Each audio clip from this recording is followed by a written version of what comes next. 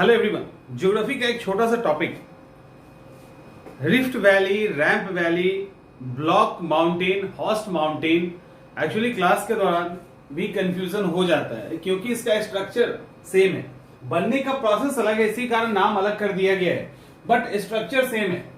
जैसे ये rift valley, अब डिजाइनिंग उतनी नहीं हुई है, उस पर ध्यान मत देना, बट ये रिफ्ट वैली है, ये रैंप वैली है, ये ब्लॉक माउंटेन है, ये हॉस्ट माउंटेन है। और क्या रिफ्ट वैली और रैंप वैली में अंतर नजर आ रहा है? नहीं। ब्लॉक माउंटेन और हॉस्ट माउंटेन में अंतर नजर आ रहा है? नहीं। लेकिन दोनों के बनने का तरीका अलग होने के कारण, दोनों के बनने के तरीके को अलग होने के कारण इसको अलग अलग नाम दिया गया है। जैसे रिफ्ट वैली में क्या होता है, रिफ्ट वैली में ये एक्चुअली इक्वल है, रिफ्ट वैली में ये बराबर है, लेकिन बीच का पार्ट नीचे आ गया। रैंप वैली में भी उसी तरह से बराबर है, लेकिन मतलब इस लेवल पे सब था, सब इस लेवल पे था, लेकिन ये दोनों का भाग ऊपर उठ गया। ब्लॉक माउंटेन में सब बराबर था, यानी यहां तक यहां पे था, ये दोनों भाग नीचे चला गया, ये ऊपर छूट गया। हॉस्ट पर्वत में भी सब इस लेवल पे था, ये थोड़ा सा ऊपर उठ गया और स्ट्रक्चर सेम हो गया। यहां पे rift valley, ramp valley, rift valley का एग्जांपल आप भारत में सुनते होंगे, नर्मदा, ताप्ती, रिफ्ट वैली का एग्जांपल है। रैंप वैली का example Brahmaputra river, ramp valley का एग्जांपल है। जॉर्डन का जो डेड सी है, मृत सागर है, वो भी इसका एग्जांपल है।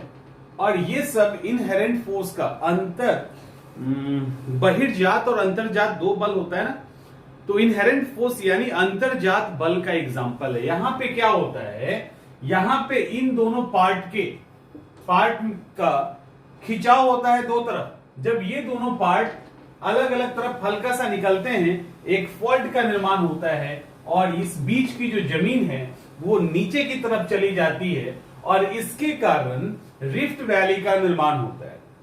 और हमारी नर्मदा, ताप्ती, ये सब दामोदर नदी, ये सब रिफ्ट वैली में बहती है, तो इसके कारण रिफ्ट वैली का निर्माण होता है। दूसरी तरफ रैंप वैली की बात करें तो यहां पे दो फोर्स अलग अलग लेके जा रहा है, जिसके कारण ये बीच का पार्ट एक फॉल्ट के कारण गिर गया।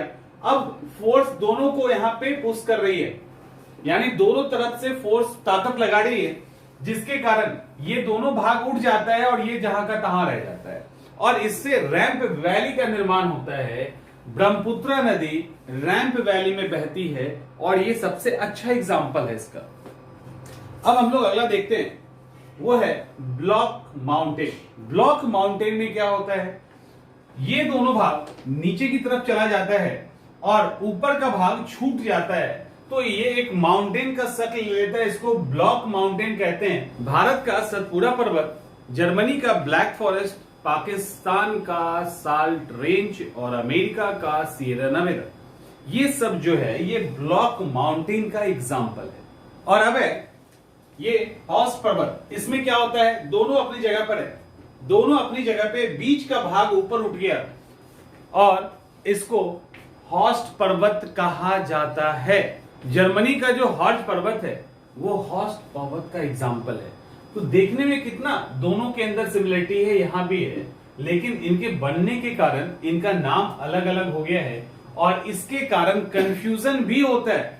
यानी ब्लॉक पर्वत हॉस्ट पर्वत नहीं है, हॉस्ट ब्लॉक नहीं है, रिफ्ट रैंप वैली नहीं है, रैंप रिफ्ट वैली नहीं है, ब्रह्मपुत्र की घाटी जो है रैंप वैली का एग्जाम्पल है। सब चीज ऐसे ही है, इसी तरह से सब है, लेकिन रैंप वैली का कहने का मतलब ये दोनों भाग उठा, ना कि ये नीचे गया। तो ये है आपका एक छोटा सा रिफ्ट रैंप का कंफ्यूजन। आई थिंक कंफ्यूजन अब दूर हो गया होगा।